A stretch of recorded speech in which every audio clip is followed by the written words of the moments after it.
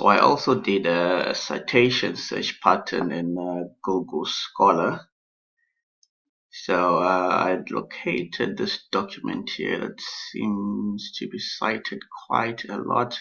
So we can see it's been cited quite a lot by looking at this number here next to the citation button. But again, there are other documents here that seem interesting, like that one there about student experiences from engineering. It's not heavily cited, but it looks interesting because it's from another discipline really than the one that I'm looking at. By clicking on that, I can start to see other authors that have cited that document.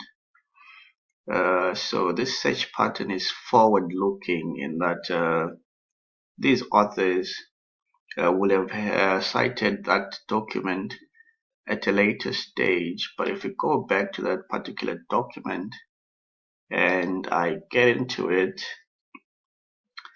if I can scroll down